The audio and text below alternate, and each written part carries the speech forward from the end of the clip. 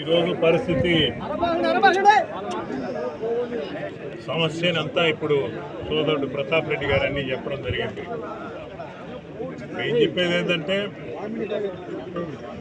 గతంలో ప్రభుత్వం ఇక్కడ గవర్నమెంట్ తరఫున ఒక ఫిషింగ్ హార్బర్ ఏర్పాటు చేసి మన జిల్లాలో ఇంతకు ముందు ఫిషింగ్ హార్బర్ ఒకటి ముత్తుకూరులో ఉంటే ఆ ముత్తుకూరులో ఉండేదాన్ని ఎత్తేసి కృష్ణాపట్నం పోర్ట్ వచ్చిన తర్వాత చుట్టుపక్కల ప్రాంతంలో మత్స్యకారులు వాళ్ళ బోట్లు యాంకర్ చేసుకోవడానికి కానీ మత్స్య సంపదను తీసుకుని మార్కెట్లు తరలించుకోవడానికి కానీ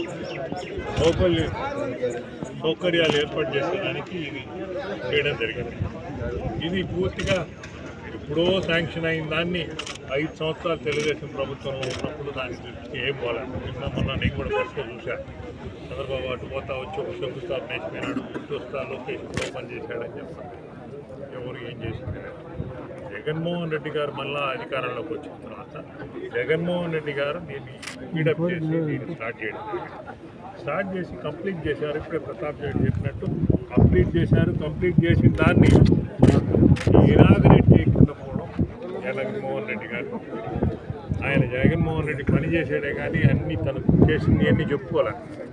ఇది చేసినా చేయకపోయినా ముందు బోర్డులు వేసుకునే వ్యవహారం కాబట్టి చేసుకొని ఇప్పుడు చెప్తున్నారు. ఇప్పుడు దీనివల్ల మత్స్యకారులకు ఇబ్బంది జరుగుతుందనేది ప్రతి ఒక్క మత్స్యకారుడు. మేము అనేది ఏంటంటే, మత్స్యకారుల కోసం ఇది కట్టి గవర్నమెంట్ ఇది పెట్టిన తర్వాత దీని ప్రైవేట్ పరంగా కానీ ఇంకే పరంగా కానీ వాళ్ళకి ఇండస్ట్రీ పెట్టాలనుకున్నప్పుడు స్థానికంగా ఉన్న మత్స్యకారులందరినీ సమావేశపరిచి వారితో డిస్కస్ చేసి ఇక్కడ ఏ ఇండస్ట్రీ వస్తుంది, ఏం పెడుతున్నాం అనేది వాళ్ళతో సమాలోచన చేసి వాళ్ళకి ఎలాంటి ఇబ్బంది లేదని వాళ్ళకి నమ్మకం కల్పించి అవతలి చేసినారు.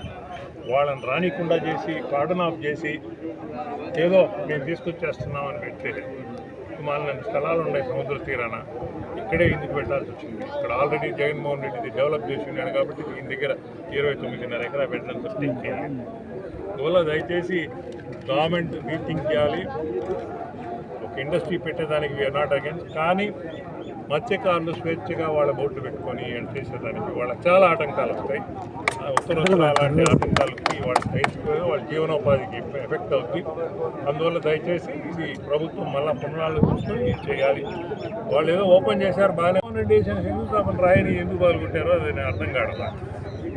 అంటే మేము చెప్పిన కలబోలే మాటలన్నీ నిజం అవుతాయి అని దానికి గ్రూప్ లేకుండా చేయాలనుకున్నట్టున్నారు. అటువంటి తప్పు ప్రజాస్వామ్యంలో ప్రభుత్వాలు వస్తుంటాయి పోతుంటాయి. అధికారులు కూడా 30-35 సంవత్సరాలు అధికారంలో ఉంటారు. అధికారులు ప్రజాప్రతినిధులు 5 సంవత్సరాలు ఉంటారు, మళ్ళీ దిగిపోతారు, మళ్ళీ ప్రజలు ఎన్నుకుంటే మళ్ళీ వస్తారు.